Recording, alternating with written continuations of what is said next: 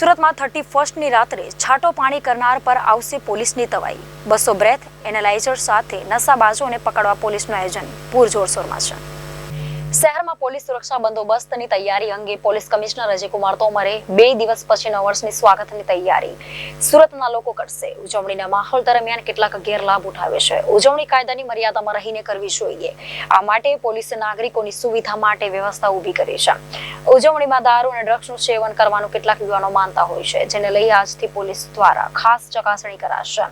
200 breath એનાલાઇઝરનો ઉપયોગ કરી નશો કરેલા લોકોને ઝડપી પાડવા ઉપયોગ કરાશે। પોલીસ દ્વારા જાહેરનામું બહાર પાડવામાં આવશે। પોલીસ દ્વારા કેટલાક રૂટ ડાયવર્ટ પણ કરવામાં આવશે। પોલીસ દ્વારા કેટલાક વિસ્તારોમાં કોમ્બિંગ હાથ ધરાયું છે। પ્રોહિબિશનની પ્રવૃત્તિ સાથે સંકળાયેલા લોકો પર ખાસ કાર્યવાહી કરવામાં આવી છે। 700 જેટલા કેસો કરી 81 લાખનો મુદ્દામાલ કરવામાં આવ્યો છે, જેમાં 36 લાખથી વધુ દારૂનો જથ્થો કબજે કરાયો છે। ઉજવણી દરમિયાન સિસ્ટમની જાળવણી લોકોના હિતમાં રહેશે। ઉજવણી ભલે કરવામાં આવે, પરંતુ કાયદામાં રહેશો તો ફાયદામાં રહેશો।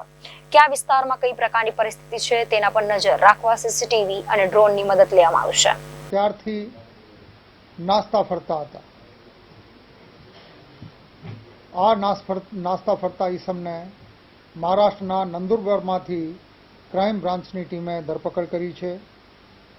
આ ઈસમ આના પહેલાં રાજકોટ સિટીમાં પણ વોન્ટેડ હતો અને અનેક રાજ્યોમાં અનેક ગુનાઓ એના વિરુદ્ધમાં નોંધાયેલા હતા। તો 40 વર્ષ જૂના આ ગુનેગારને જેવી રીતે પકડ્યા છે, એવી રીતે સુરત શહેર પોલીસ દ્વારા ચાલુ વર્ષમાં ઓપરેશન ફરાર હેઠળ કુલ 368 જૂના ગુનેગારોની ધરપકડ કરવામાં આવી છે। આ પણ એક રીતે કીર્તિમાન છે। તમામ કાયદામાં માનનાર નાગરિકો, શાંતિપ્રિય નાગરિકો આ પ્રયાસોમાં પોલીસને હંમેશા મદદરૂપ થયા છે। તો 31મી ડિસેમ્બરની ઉજવણી માટે પણ સિટી પોલીસ તૈયાર છે। શહેરના તમામ નાગરિકો પોલીસને સહકાર કરશે, મને સંપૂર્ણ વિશ્વાસ છે।